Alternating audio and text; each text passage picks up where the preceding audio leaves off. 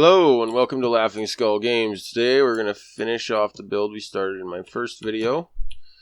Here you can see the completed project. You can see that we changed this up a little bit here. And we finished the main keep here. Today I'm going to be doing the video to show you what's on the main keep.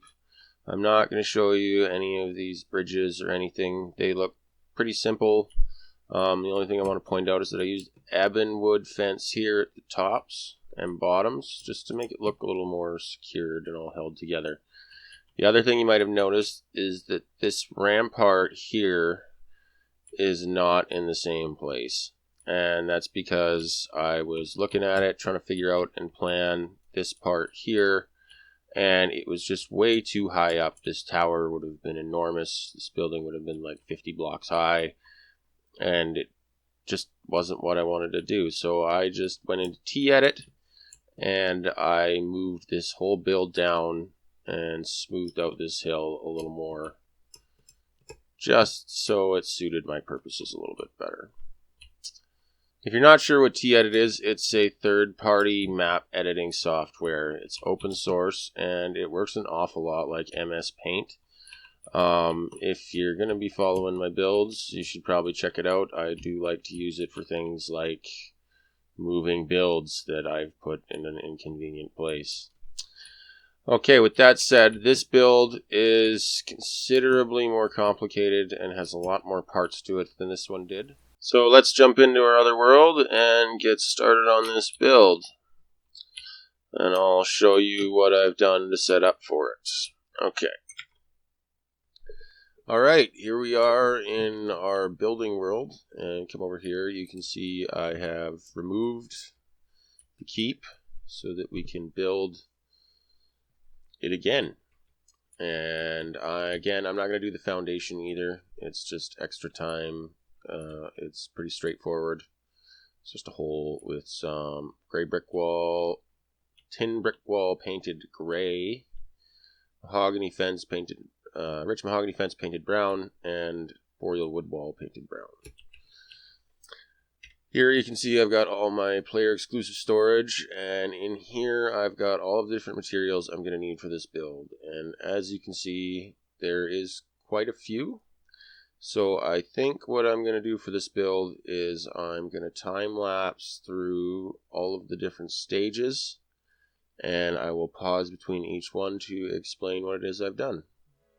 So let's get going.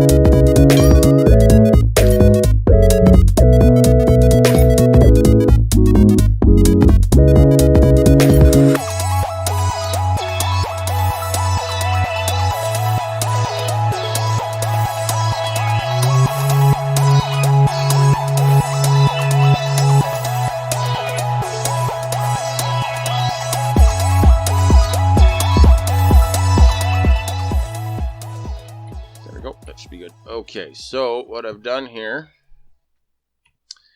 is this is all just brown painted dynasty wood with some mahogany thrown in to level out the textures, get rid of some of this weird blending that I don't like here, and it also roughs it up a bit, gives it a more rugged, well-used look. And same thing on the bottom. Here, this is gray painted mudstone, and this is stone accent slab. That's why it doesn't blend in with the mudstone. And I know you're thinking, oh no, these walls aren't done. Don't worry, you're right, they're not done yet. That's just all of the blocks that's going into them. Down here, I've used regular stone slab so that it does blend in with this one block. And I just like the look of it better, so that's what we went with. This roof is actually deep red painted lead brick. This was an idea of someone I was in Discord with. that actually turned out really well. When I originally designed this, I wasn't sure what to do with this part of the roof, and they gave me this idea, and my thanks go out to them for it, because it looks really awesome and I love it. What else do we have? We have the same thing here, another Dynasty wood log, roughed up with rich mahogany, painted brown. This is all painted brown, by the way, and the stone is all painted gray. The other interesting thing I've done differently here from my other builds, this is living wood painted brown and then hammered into angles to show those support beams.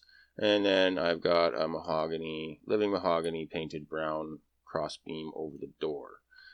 These bricks here are actually gray bricks with blue moss painted gray on top of them. And what I think that does is it just roughs up the texture a little bit, makes it look a little bit more interesting and a little more lived in and used, I think. So that is all of the blocks. The next step is to get going on the walls. Actually, no, I also missed this door up here.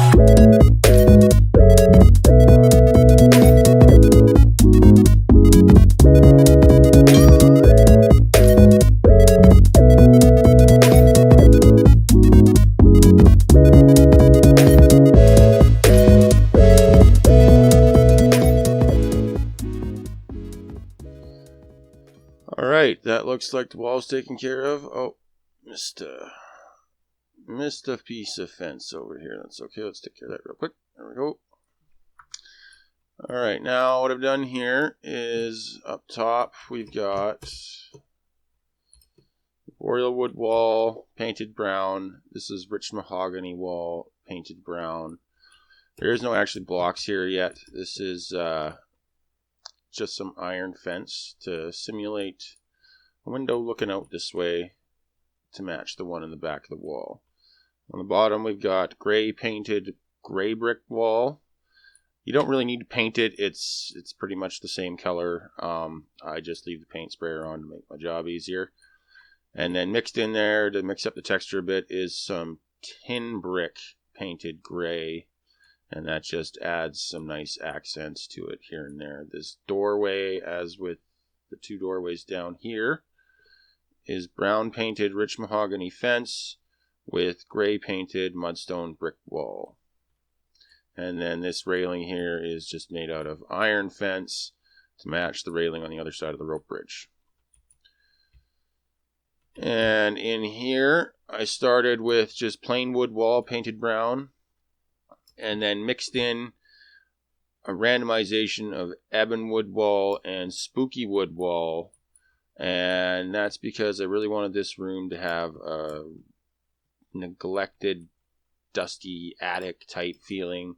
And you'll really see and understand why once we get the decorations in. It looks really good.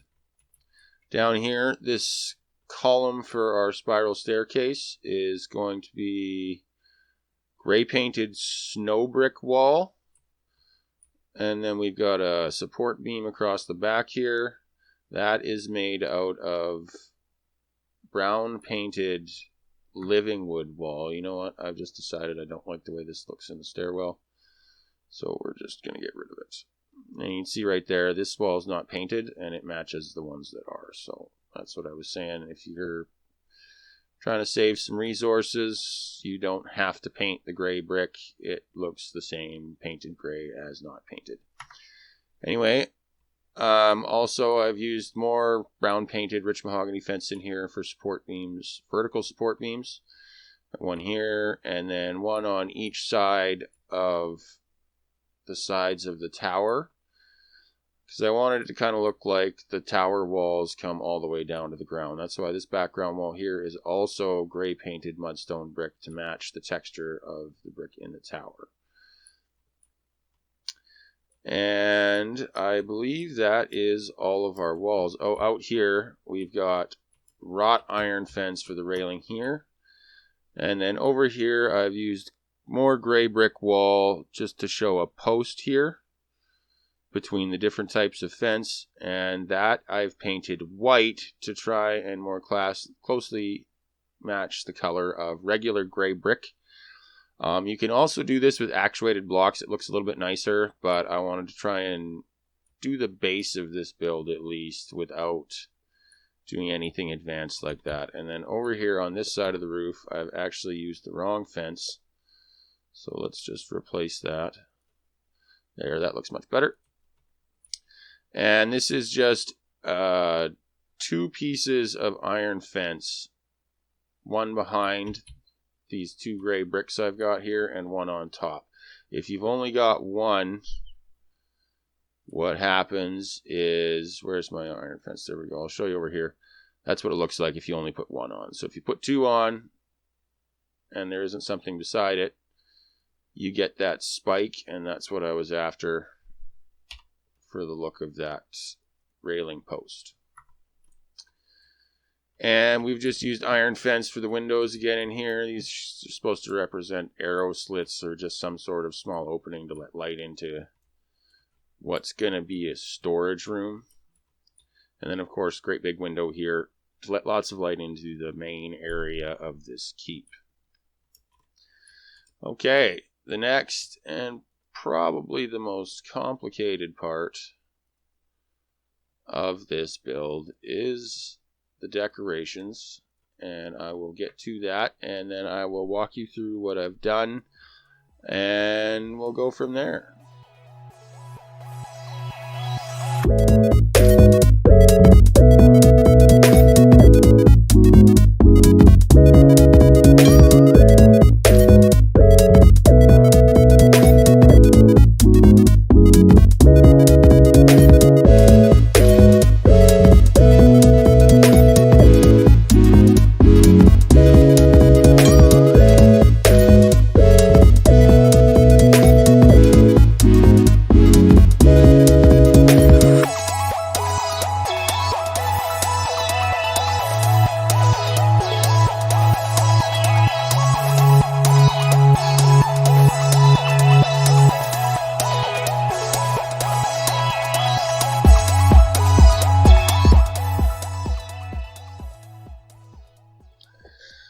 Okay, and there we have it. I have finished decorating the main keep. Now, much like last time, I didn't manage to get this exactly the same as I had it before. On the original build, I actually set the whole thing in one block on the foundation on each side, and I forgot to do that. So this bottom part is actually 2 blocks longer than the original build. Something else I forgot to do. Oh, see, this is why I don't like cobwebs, but we're going to go over that in a minute.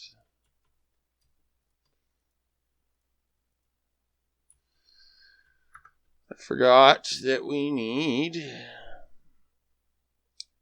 a support beam here. There we go. Now up here for the war room table, we have used, this is a war room table along with some war room banners. I continue to use the rich mahogany chandeliers in this part of the build just as an option to tie everything together while having it still look a little bit different and unique. So we've got the war table, we've got war room banners, a couple of stools, some books. I decided I wanted to paint this chalice and this cup just because I thought a gold chalice might stick out in a war room, but a steel cup of some sort would be something you'd see. most likely, I would think.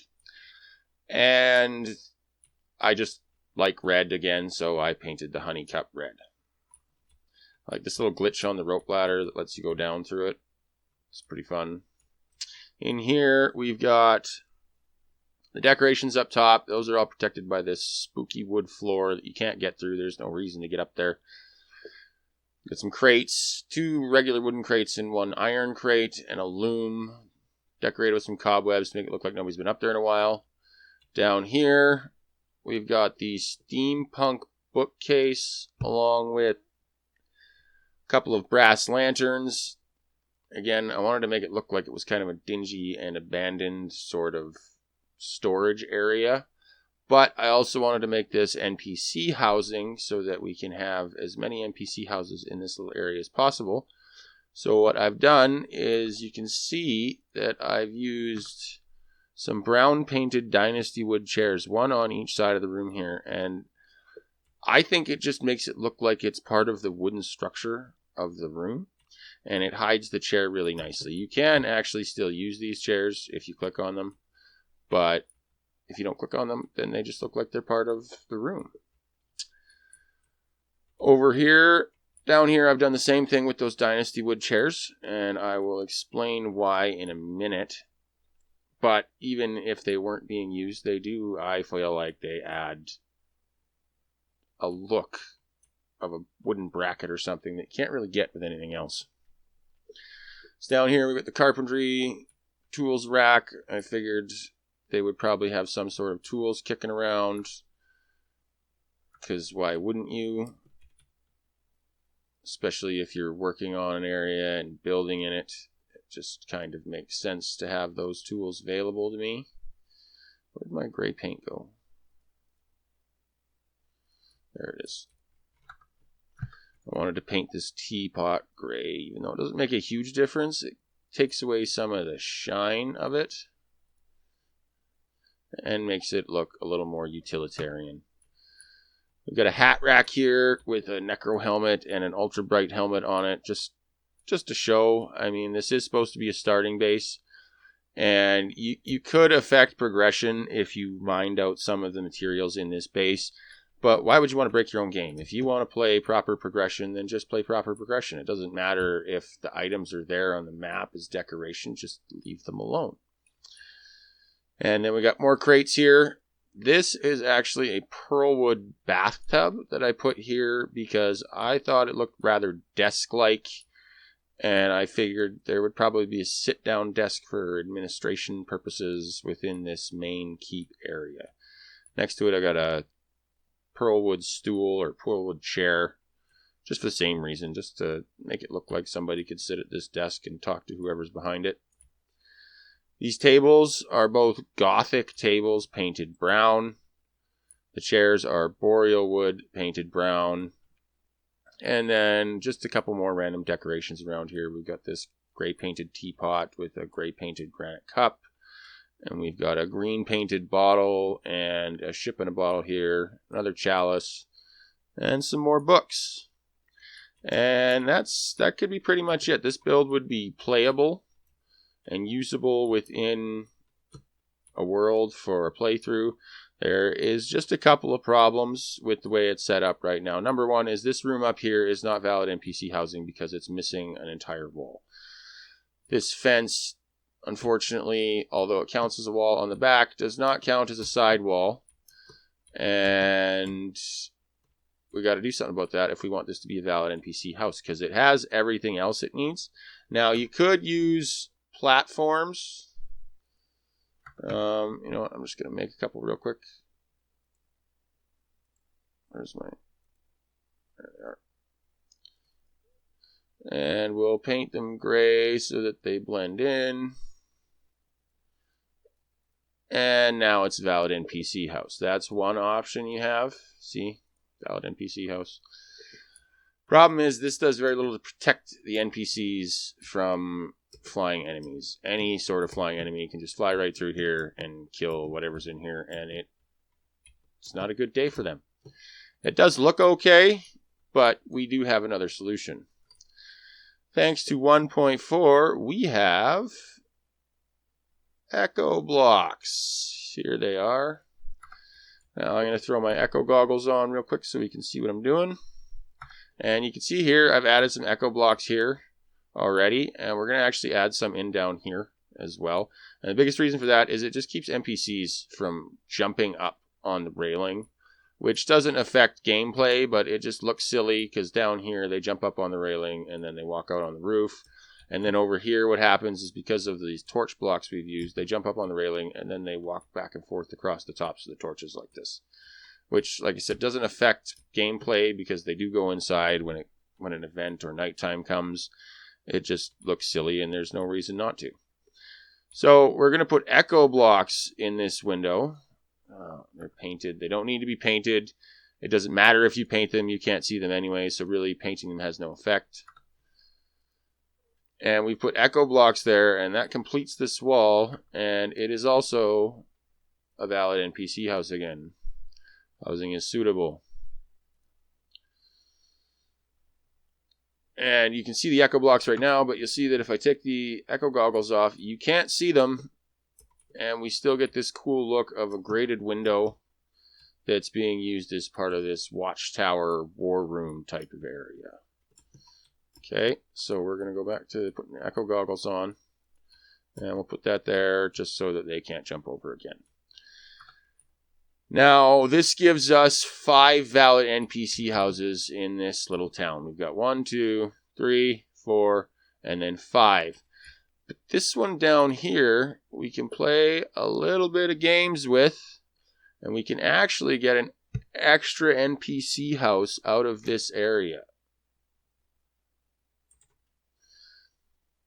Despite it being in the same room. So what we're going to do is we're going to put a row of echo blocks here. Actually, first thing we're going to do is turn the pressurator on.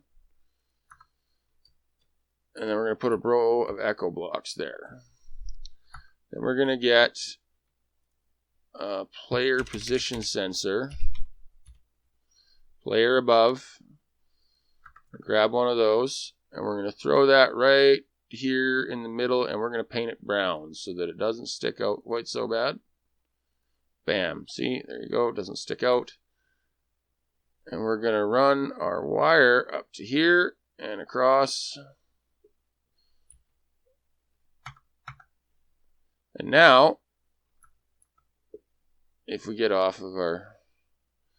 This is a separate room.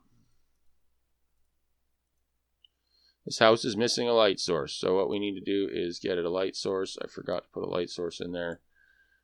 Give me 1 second. We need rich mahogany chandelier. Where is it? There it is. Right there. We painted that the wrong color. That's okay. Turn our paint sprayer off. Take that back down. Oh. And we'll put it back up. And then we'll paint everything but the flames gray like we've been doing. There we go. So now, this is a valid and separate NPC house. One here and one here. And I can prove that to you because I can put the guide in this one. Or I can put them in this one. And the only time that changes is if you're actually standing on the stairs. And considering you aren't going to be standing on the stairs most of the time, when NPCs spawn, it shouldn't be much of an issue. The other thing we can use echo blocks for is, you notice I keep running into and wrecking all these pretty cobwebs we've got decorating up here that are just meant to make it look a little dingier and abandoned. So what we're going to do is we're going to take our echo blocks and we're going to put one here and one here and one here. And you'll notice that the cobwebs blend with that. Well, that's not really what we want. So we're going to get our hammer out. We're going to put that down. You hammer each one of these once, and then the blocks next to it won't blend with it anymore once it's been hammered. And now that our echo blocks are in place, we'll take the echo goggles off. And you can see here that our cobwebs are somewhat protected. If you jump up into them with wings and force yourself up in there, you can still damage the cobwebs, but you're not going to get them down accidentally anymore, which is what that helps. And we've got 6 valid NPC houses in our little build, which validates a village, and we don't need any more. So that's the build. I hope you liked it. If you liked it, hit a subscribe, leave a like and a comment, and I will see you in the next video, where I think we're going to spruce up this cave a little bit and build a shrine for the forest pylon, because it's gotta have one. Alright gamers, have a good day.